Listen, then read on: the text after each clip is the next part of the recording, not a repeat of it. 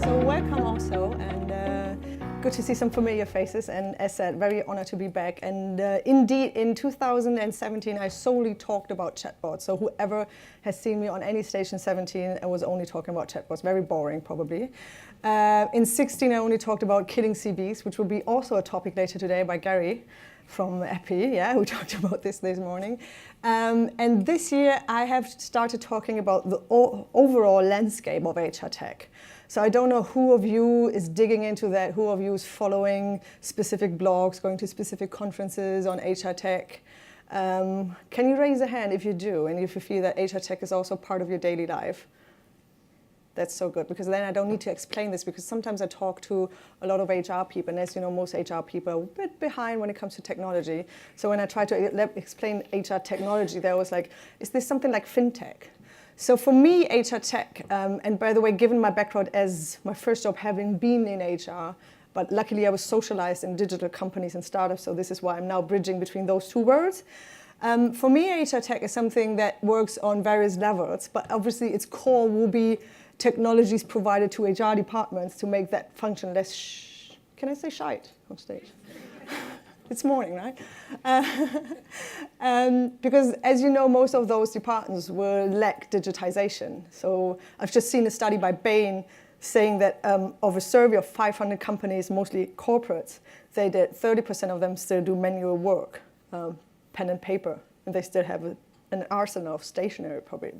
So obviously this is the core of HR tech, but also obviously we know that HR tech is done to change the overall organization. So when I look at HR tech, I also include things like collaboration, productivity, well-being, the way that we strategically plan workforces, but anything that's also for the single employee in a company. What I might find most fascinating, as probably also the big theme of today, is how HR technology is provided to the end user as the job seeker or the person looking for their first job, or to advance their career. And obviously the job board is something that is in between that. So you are the ones that are helping both companies and job seekers to have a better experience in finding each other as its core. But then when you look at it, you see that the expectations, and I will elaborate a bit about this in a second, but when you look at the expectations of how these services look like or appear like, that's very different, because most of the HR people still are looking at enterprise-grade interfaces, very horrible. So anyone has seen the recent mask of SAP, SuccessFactors, and all those things. I worked for a long time for Deutsche Telekom, T-Mobile in Germany, and any process that would touch an employee was horrible. And then when you look at it from a consumer-grade perspective, I can probably, if I wanted to give Louise 50 quid for something, drinks last night, I could do that with 2 clicks, one drink, 2 clicks on my phone. If you're on PayPal and I'm on PayPal, that's a 2-click thing, right? But think about what I would have to do if I were your employer and I have to give you money. How long would that take, and how horrible would that experience be like? So what I want to tell you is that obviously with all the expectations coming from other consumer experiences, this also drills down to the HR tech needs that you need to create and others need to create for individuals using your services. Does this make sense so far? That's good, because this is a whole new storytelling deck I'm trying. So this is good. If that works out well, this is going to be my one-trick pony in 2019. So this is Charles Dickens, his most prominent book. Who knows Charles Dickens' best book, probably? Great Expectations. Exactly. This is why I chose this picture. 1 point for you. You get an APA extra later today. Great Expectations, because I recently enjoyed a talk of a trendologist, which is obviously a job, a trendologist who said that the biggest competition nowadays, specifically if you're looking with B2C business models, is not your direct competitor. So it's in this room, it's not your neighbor that you need to fear. It's probably the other service that creates a great experience that will then translate into the expectations of your consumer on your service. Just think about that PayPal thing. If I can use 2 clicks to give you money, why would I endure a different and more complicated process elsewhere? Do I really have the patience? Do I really have that? So obviously, anything that's also serving, and this is what I stole from that slide deck of a great speaker who should be here, by the way, next year, David Matton, can give you that, trendologist as that, is the human needs have not changed throughout the midst of technology, right? So anything that serves those basic human needs will help us build great services. And those are very simplified, convenience, for example, we all know this. If something is as easy as 2 clicks away on my phone, or if something is even easier, I don't even need to pick up my phone. I don't even need to get it out of my pocket because I can just talk to a device in my living room.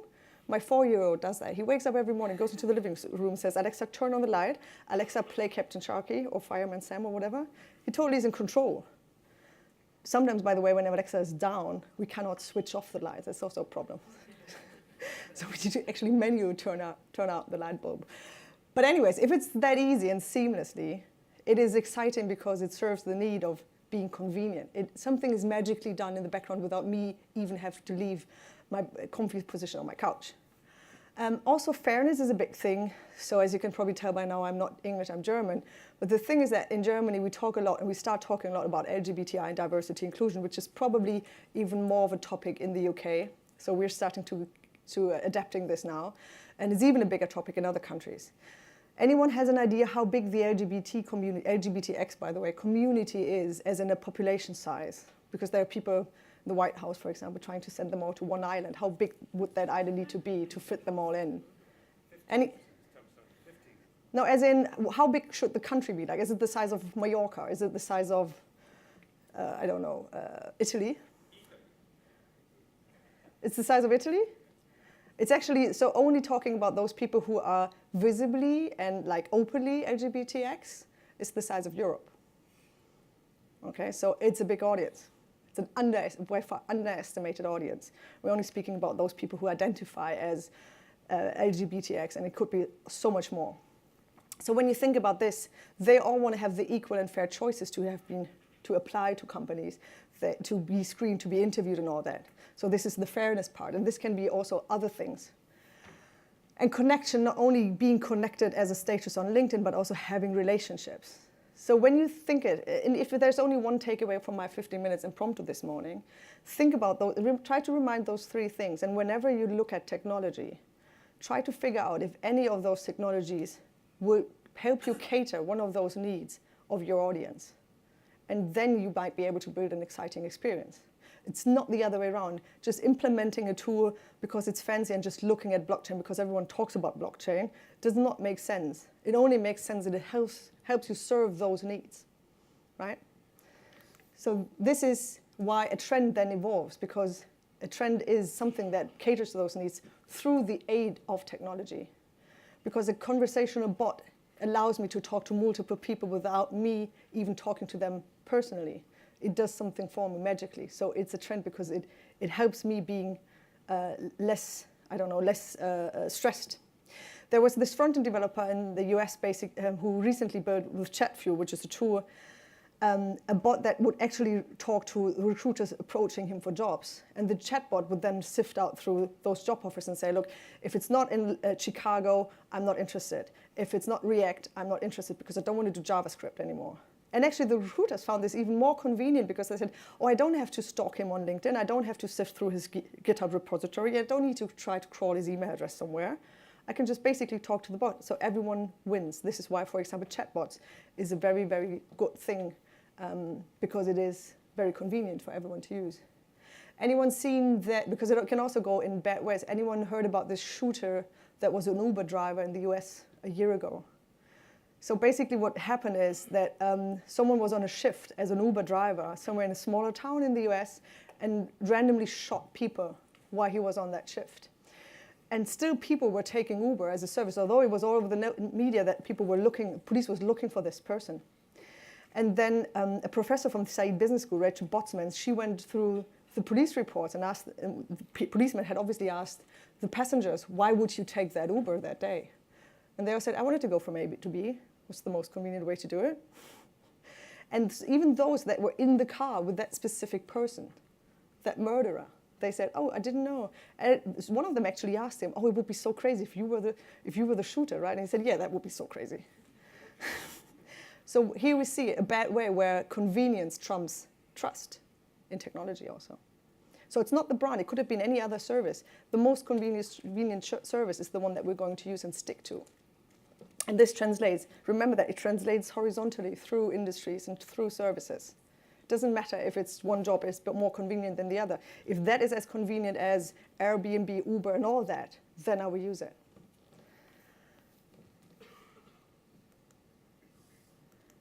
So you do have a lot of technologies at hand. We are talking about 5 different today. 2 of them are not emphasized today, but I want you to just think about those. And obviously, all of you have probably digged into AI. Who has recently started exploring AI or even started using AI for their services? Raise a hand. So there's 2, 3, 4 AI. What about chatbots? Talked about chatbots a lot today. Okay, chatbots. Anyone digged into blockchain also already? That's good, because then Gary has a lot of stuff to tell you about.